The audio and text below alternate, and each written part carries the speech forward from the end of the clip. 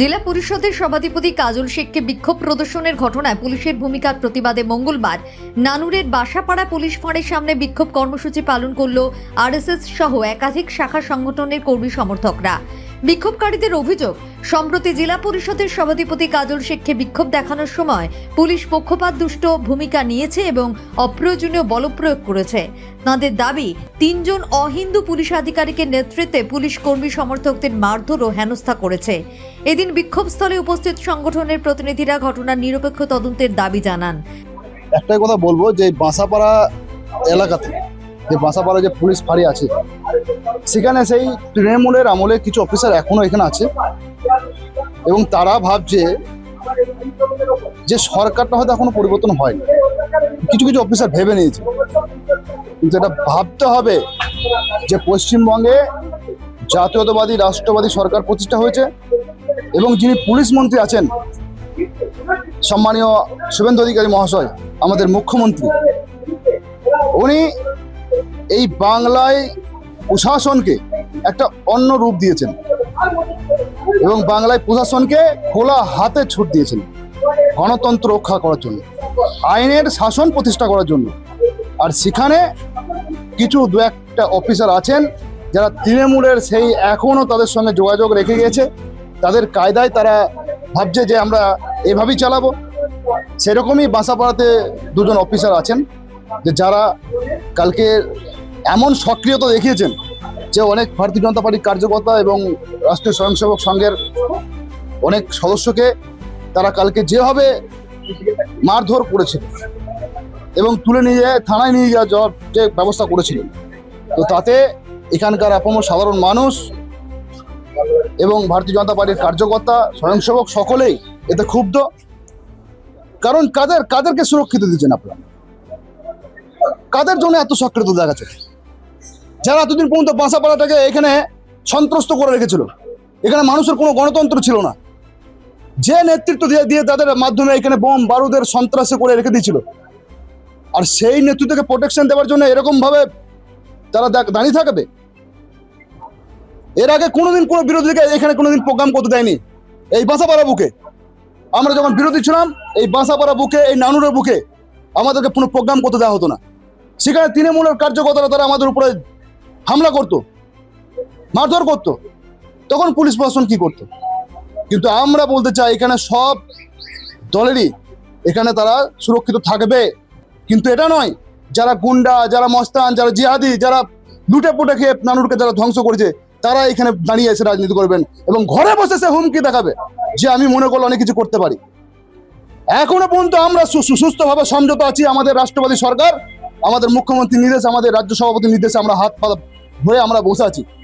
যদি ঘরে বসে যদি ভাবে হুমকি দিচ্ছে, এই ঘরটাই থাকবে না, আগামী দিনে বুলডুজাতে উড়িয়ে দেবো আমরা, এটা আমরা বলে গেলাম।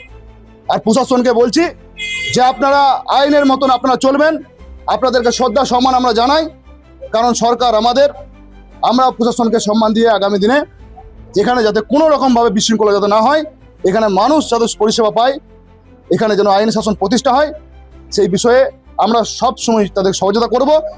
বিষয়টা হচ্ছে আমরা বলিনি, এখানে একজন আধিকারিক আছেন পুলিশ অফিসার যার নাম আলম, তিনিই বলে বেড়াচ্ছেন যে এটাকে মিনি পাকিস্তান করে দেবো। তার জন্যই আমি বললাম যে এটাকে আমরা মিনি পাকিস্তান হতে দেবো না। আর আমরা বাকিদের জন্য একটা দিতে চাই যে আপনারা যদি ভাবেন এটাকে মিনি পাকিস্তান করে দেবো, আমরা থাকতে সেটা সম্ভব নয়। আগে যা ভেবেছেন, এরপরে ভাবতে গেলে অনেক কিছু ভেবে বলবেন এই কথাগুলো। হ্যাঁ, একদম এই পুলিশ ক্যাম্পেরই অফিসার। আর উনি কালকে আমাদের একজন স্বয়ংসেবককে মেরেছেন, 3 থাপ্পড় মেরেছেন ওনাকে। তাই ওনাকে বলে গেলাম যে কার গায়ে হাত দিচ্ছেন সেটা ভেবে দেখবেন। আমরা পার্টি ক্ষমতায় এসেছি হিন্দুদের ভোটে, ঠিক আছে, সংখ্যালঘু ভোটে আসিনি, তো কাদের আপনি তাবেদারি করছেন সেটাও ভেবে দেখবেন। বিষয়টাকে নিয়ে বলবো, দেখুন কাকে প্রোটেক্ট করছেন, যাকে প্রোটেক্ট করছেন তিনি একটা কি বলবো দুষ্কৃতিই বলতে পারেন। কালকে তো দেখলাম সব ধর্ম সমন্বয়ে, শুধু হিন্দুরাই নয় এমনকি মুসলিমরাও তার এগেনস্টে একটা জনরোষ তৈরি হয়েছিল, আপনারাও দেখেছেন। তাহলে আপনি বুঝতে পারছেন তিনি এমন একজন নেতা যার এগেনস্টে হিন্দু মুসলিম সবাই একসাথে নেমেছেন তাকে।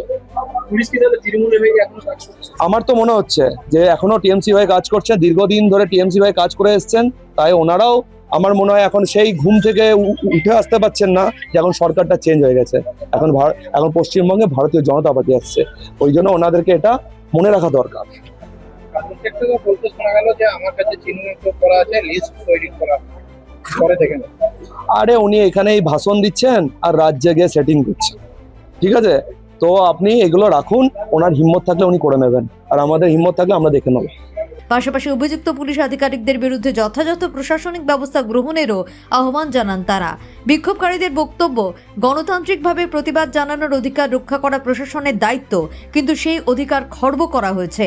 অন্যদিকে এই অভিযোগের বিষয়ে পুলিশের পক্ষ থেকে তাৎক্ষণিকভাবে কোনো প্রতিক্রিয়া পাওয়া যায়নি। সংগ্রাম চালিয়ে এসেছি, আমাদের এখানে যে হিন্দুত্ববাদী সরকার গঠনের জন্য নিরলস প্রচেষ্টা করে এসেছি। আমাদের বহু কর্মীর আত্মত্যাগ এবং বহু তিতিক্ষা, বহু আমাদের স্বয়ংসেবকের আত্মবলিদানের পর আমরা আজ রাষ্ট্রবাদী সরকার প্রতিষ্ঠা করতে সমর্থ হয়েছি। এবং সেই রাষ্ট্রবাদী সরকার প্রতিষ্ঠা হওয়ার পরও আমাদের অনেক স্বয়ংসেবকের গায়ে হাত দেওয়া চলছে, প্রাণের হুমকি দেওয়া চলছে, এবং কি কালকে তাদেরকে অকথ্যভাবে অত্যাচার করেছে, তাদের মোবাইল ভেঙে দিয়েছে, তাদের নাকে ঘুষি মেরেছে, মুখে ঘুষি মেরেছে। এই যে জিয়ারুল মির্জা, আশরাফুল হক এবং প্রীতম রায়, এদের অপসারণের অবিলম্বে আমরা দাবি জানাচ্ছি, এবং যাতে এই অপসারণ হয় এবং সুন্দর এবং সুষ্ঠুভাবে আমাদের এই এলাকা, শান্তিপ্রিয় এলাকা যেন শান্তি পুনরায় ফিরে আসে। এখানে যেন আর নতুন করে কোনো বিশৃঙ্খলার বীজ বপন না হয়। এই যে বার্লি মাফিয়ারা আছে, এই যে জিহাদিরা আছে, যারা বলে ভারত এই বাসাবাড়াকে মিনি পাকিস্তান করে দেবো, সেই সব লোকদেরকে অবিলম্বে গ্রেপ্তার করে আমাদের জেলে ঢোকাতে হবে, এবং আমাদের সনাতনীদের এবং আমাদের স্বয়ংসেবকদের যারা মাথা উঁচু করে শান্তিভাবে এখানে সহাবস্থান করতে পারি সবাই একসাথে, তার ব্যবস্থা করলে আমরা বাধিত হইব। তারা জিয়ারুল মির্জা, আশরাফুল হক, এরা হলে বাসাবাড়া ফাঁড়ির অফিসার, এবং প্রীতম রায় হলে নানুরের সেকেন্ড অফিসার। কালকে যে কাজল শেখ এসেছিল, তার বহু কুকীর্তি আপনারাও জানেন, এলাকার সবাই জানে। সেই জনরোষের একটা ছোট্ট প্রতিফলন হয়তো হয়েছিল, তার এগেনস্টে এরা অতি সক্রিয়তা দেখিয়েছে। এই অতি সক্রিয়তা পুলিশের আমরা মানছি না, মানব না। আমাদের যারা মারতে মারতে রাস্তায় ফেলে দিয়েছে, যাদের ঘর বাড়ি জ্বালিয়ে দিয়েছে, যারা সঙ্গ করে বলে, যারা আরএসএস করে বলে, আরএসএস পার্টি করে বলে, যারা পার্টি বেশি ঢেকে নিয়ে গিয়ে তাদেরকে প্রাণের হুমকি দেয়, সেই সব পার্টির লোকরা তাদেরকে কার মদতে প্রোটেস্ট দেয়? তাদেরকে প্রোটেস্ট দেওয়ার আছেটা কি? যারা বলে আরএস পার্টি করলে ছিঁড়ে খেয়ে নেবে, সেই জিহাদিদের কেন তারা প্রোটেস্ট দেয়? সেই সব পুলিশ অফিসারদের বিরুদ্ধে আমাদের ধিক্কার। আমরা প্রশাসন, আমাদের রাষ্ট্রবাদী সরকার এসছে, মহামান্য আমাদের শুভেন্দু অধিকারী, যশস্বী প্রধানমন্ত্রী নরেন্দ্র মোদী নিরলসভাবে দেশের জনগণকে শান্তি বজায় রাখার জন্য চেষ্টা করছে, কিন্তু জিহাদি তারা বলে ছিঁড়ে খেয়ে নেবো আরএস পার্টি করলে। আরএস পার্টি করতে এই ভারতবর্ষে কে কি করবে তার কি অধিকার দিয়েছে ওদেরকে বলার? কে ওই যে আরএস পার্টি করতে পারবে না? আরএস পার্টি তারা জানে না আরএসএস এর মানে কি, তারা বলে নাকি আরএস পার্টি।